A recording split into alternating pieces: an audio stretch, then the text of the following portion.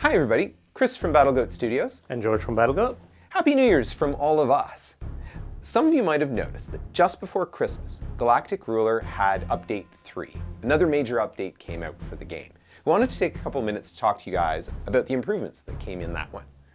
Update 3 actually has a lot of AI-focused changes, and the first one of those actually was unexpected to us, came from feedback from the forum. There was a user who'd been playing already on very difficult level and was enjoying some of that, but they said they really wanted a crazy AI experience.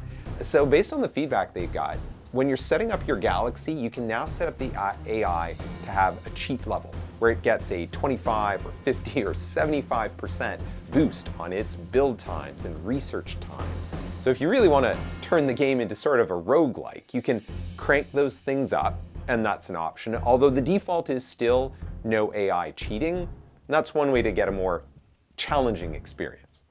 And one of the differences in all of our games, though, the Supreme Ruler games and Galactic Ruler, is that by default, our AIs don't cheat. You know, if you have Fog of War on, they see the same things that a human player would, and so on. So one of the things that's also important, and maybe people miss, is we do offer difficulty levels, both economic, military, and diplomatic. And you should, in fact, if you're wanting to look at the game being more challenging, make sure you turn those up, especially the military AI. If you don't have it on the maximum setting, even without cheats off, but if you don't have it on the maximum setting, you won't get all of the AI features. It won't use all its smarts and all its capabilities and all the code that's there. It'll tone those down. So do that first, and if you still need more of a challenge, we got some new features for you. And don't worry, all the tutorials are easy, so you've got plenty of information to get into it.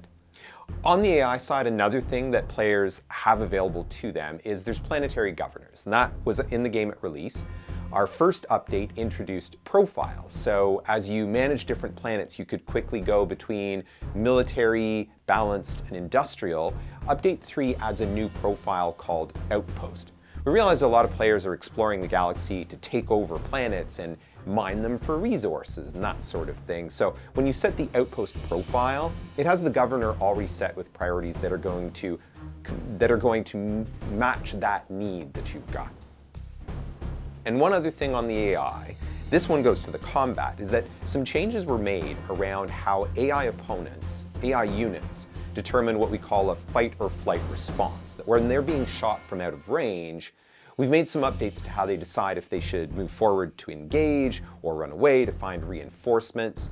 And that's one we're definitely eager for some feedback on. In initial testing, we spotted some occurrences of it, and it seems to be reacting right, but we'd love to hear what the community's finding in terms of how the AI responds in combat. And beyond that, one of the things we've also done with this update is we've been able to start bringing back some of the changes we're doing through the Supreme Ruler 2030 development. That is our next project that we're working on, but because our code base of things like the military, real-time strategy elements, and so on are common between the two, we are able to take some of the changes that we're making now for our next game and bring them back into the Galactic Ruler game. So, for example, improvements in not just AI, improvements in our colony system. We have a lot of changes both under the hood and some changes that you'll see in the GUI. Battle groups and the ability to assign leaders, changes in other features that we're giving you a little bit more control. So again, take a look at our changelog. There's a lot of things that have changed with this update, and we're pretty excited about it. So if you're following along the games, the common places to find us is on Discord or Facebook or the forums. Steam forums have had some really good discussions lately about it. And if you did pick up the game over the Christmas holidays, we'd love for people to post some more reviews. The game's still pretty new, and the total number of reviews is still pretty small. And we rely pretty heavily on the reviews to have an understanding of what the community's looking for us to focus on in future development. So yeah, let us know what you think of it, and we'll talk to you guys soon.